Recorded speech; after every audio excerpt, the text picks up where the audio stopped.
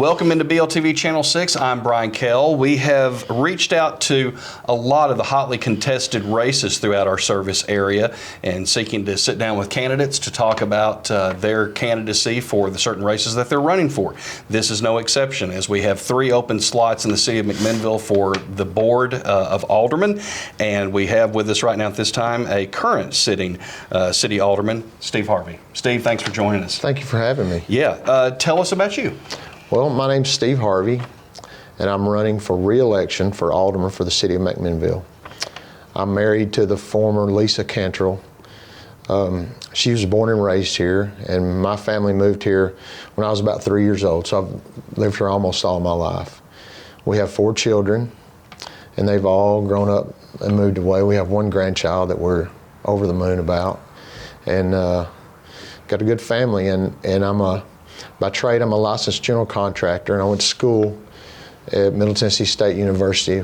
Had a major in music business, believe it or not, and came back here and started working on houses. Yeah. So that's what I do for a living. And as I said, I'm running for re-election. I was first elected in 2014, and then re-elected in 2018, and this will be my 3rd term if I'm elected again. Yeah. What are people telling you are the most important things that they want to see happen in the city of McMinnville? Without a doubt, the two hot topics right now are streets and stormwater. I mean, that's and rightfully so. You know, that's the 2 topics that everybody's is really wanting to see improvements on right now. We did a survey in 2021.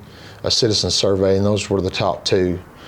Sidewalks, streets, and stormwater were all the top 3 answers, and we're currently working on all 3 of those.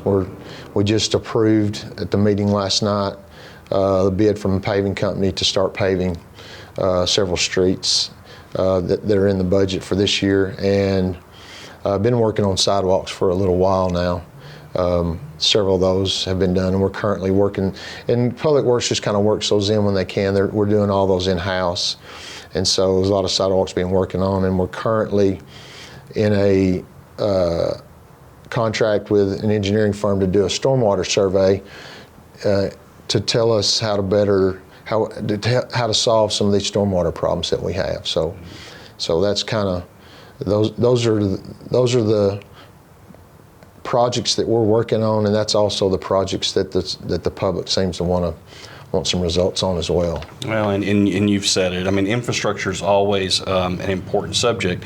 So, I mean, is there any other infrastructure needs that you see, or with some of the items that you've talked about, are there any kind of goals for the next 4 years when it comes down to infrastructure you'd like to see happen? Well, the main thing is water and sewer lines underneath those streets that we're going to pave. I mean, that's really the big goal, is to, obviously you don't want to pave a road and then go back and saw it up and dig down and fix a problem after it's been paved. So that's our goal right now, is to get those utility and water and sewer lines in tip-top shape before we do any paving. So you see a lot of that's going on right now. You'll see areas like over by West Elementary where there's just been a big repair work done, because that West End Avenue is fixing to get paved. And so infrastructure that really is number 1 on my list are water and sewer lines all over that need to be improved, but mainly under the streets that we're going to pave coming up shortly. Gotcha. McMinnville's been fortunate to see growth in tourism, which helps obviously in growing revenues. Do you have any plans to help that front over the next 4 years, or just your thoughts on tourism in McMinnville? We have good tourism here. That has increased tenfold in the last 30 years between kayaking, boating in general, caving with Cumberland Caverns, and then Isha. There's a lot of people that come in our county from out of town, fishing also, and like I said, there's been huge increases in that area in the last 20 to 30 years, and more recently, the Tourism Development Board has kind of taken over from the city that department. It's a city begun organization, and they've done a great job. They really have. I support them wholeheartedly. The homeless issue, it's been a topic that have been much debate recently. Mm-hmm. Any thoughts on how that can be tackled in a better way? Well, I tell you, you're not throwing any softball questions, that's for sure. Well, everybody's getting the same softball questions or toughies, whatever. No, I brought that up actually in the forum that we had a few weeks ago, and as it was a surprise. It was that question we didn't know about, and it was a surprise question, and it came to my mind as something that I'd like to improve. But as I was saying it, I was thinking, why are you saying this? Because you don't have a good answer for the solution to that problem, and there's really, that I know of, not a great answer for this solution. It is a problem, and I and a whole lot of other people are really concerned about it. You certainly have sympathy for anyone in that situation, and the thing about it is that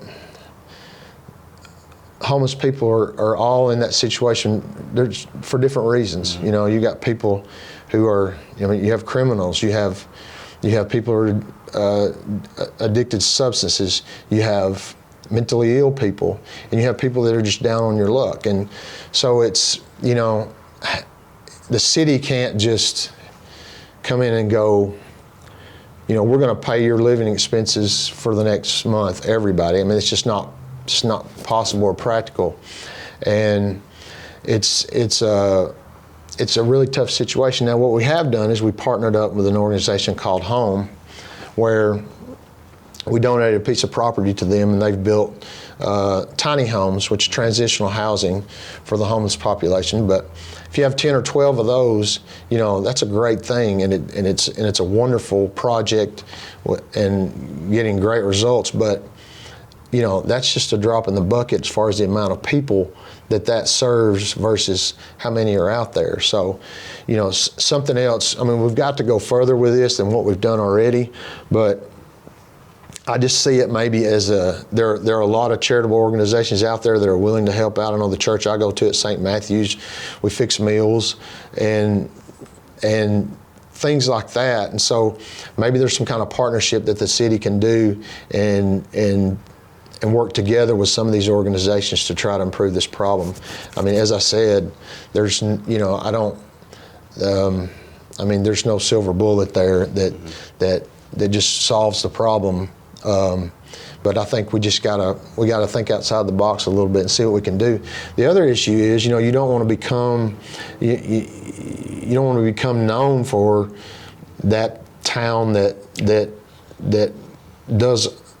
helps out people who are having problems, because then you potentially, and you hate to say this, but you potentially attract people from other towns, and there's some talk that that's happened a little bit already. You know, who knows if that's really true, but you got to watch out that you don't get that reputation, and then you become a hub for that. So it's a very difficult situation. It's hard to talk about sometimes and say some of these things about people in those situations, but I think we definitely have the ability to make it better. We just gotta sit down and talk about it and see what we can come up with. Yeah.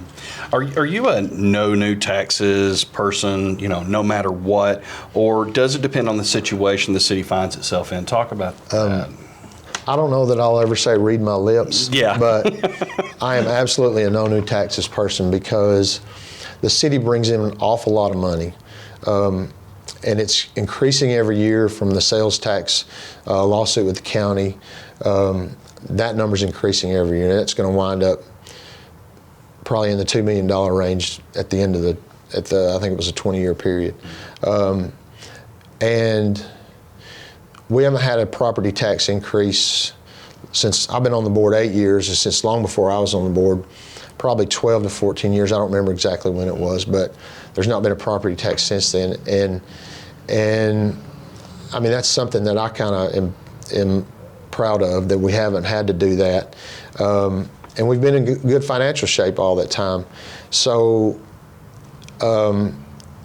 with the amount of money that we bring in on both property taxes and sales taxes, I just don't think that that we should ever outspend that. I mean, because I feel like if that money winds up being not enough, we need to spend less money somewhere else. So the answer to that question is yes. I don't foresee a situation where raising property taxes is anywhere near in the future. Gotcha. Yeah. Working with others of different mindsets is an important part of local politics. Do you have examples of working with people from different perspectives, or if not, how would you plan to do this? Come to any meeting. Yeah. You know, I mean, it happens at every board meeting. I mean, I have disagreed with everybody on that board at one time or another, you know, but that's part of it. I mean, you just work together, and I mean, I said this before, we're all trying to get to the same place. We just sometimes have different ideas about how to get there, you know, and some of those disagreements are way worse than others. Some even get personal at times, and that's when it's hard. But, you know, you swear an oath to do the best you can to represent the citizens and taxpayers of this town. And even if there's, you know, even if you have a problem with someone, you won't, that as best I can see, you will not notice that in a meeting or in any business dealings with the city. You know, you just put that past you, and like I said, you take that sworn oath, and you know, you just work through it. And so, you know, we disagree on a lot of things, and, you know, it's just part of it. That's why you have 7 people together, you know, differing minds come together, and usually when you got those different ideas, you as a group, you come out with the best answer, hopefully. And that seems to work pretty well. And yeah, if you, like I said, if you come to any meeting or watch any meeting stream that I'm involved with, and we all are, that you'll see that we, you know, work together with, even though our differences. Mm-hmm. Preliminary reports have shown the Morford Street phase of downtown McMinnville's revitalization would cost a little over $15 million. Now, it was quoted, I think, in the Southern Standard, I think it was Mr. Ming, mostly funded through grants. Are you for pushing forward with this project or not, and why? Either way. Well, mostly is a big word right there. You know, depending on what that means. You know, obviously, if it were, you know, a large majority of that project were funded by grants, most anybody would be in support of it.